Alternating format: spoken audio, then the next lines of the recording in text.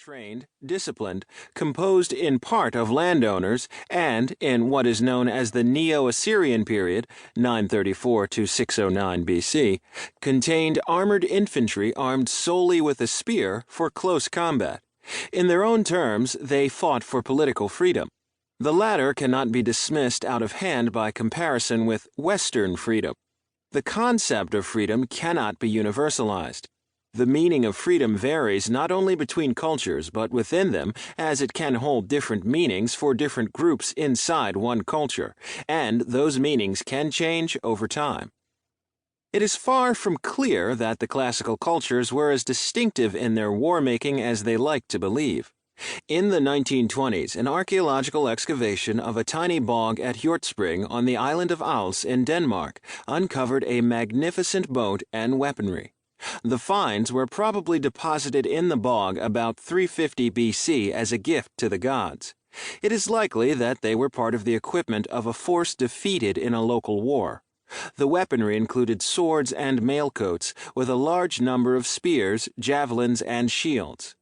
Modern interpretation has seen these finds as implying that this barbarian force, created far away from Greece and Rome, was made up of landowners, with political rights as their community understood them, organized in units of similarly equipped spearmen who used shock tactics to try to achieve a decisive result in battle. Just like contemporary Mediterranean armies, especially the Roman legion of this era. Long after the end of the classical world, other cultures would evolve a style of battle remarkably similar to the Western way of war, with little or no influence from the West.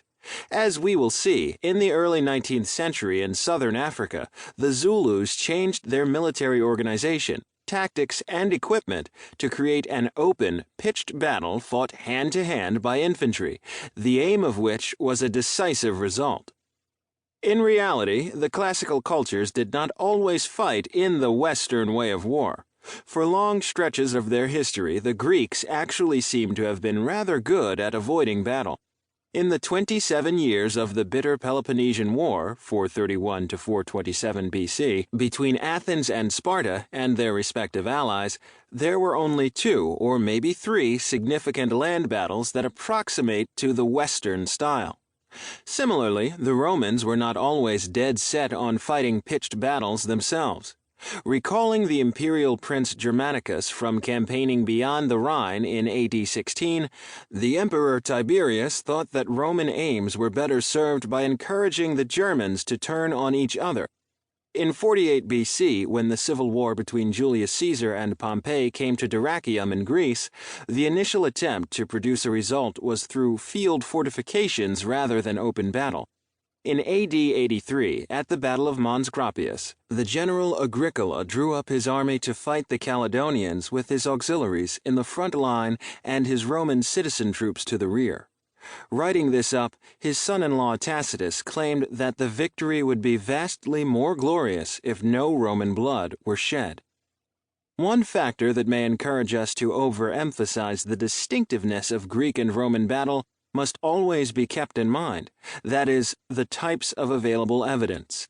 While archaeology can tell us a lot about their opponents, in almost all cases our literary evidence comes from the classical cultures. Had their opponents taken to comparable literary production, and had it survived, our impressions might have been very different. The links between reality and ideology are always complex. On the one hand, the ideology of the Western way of war has shaped how reality has been interpreted.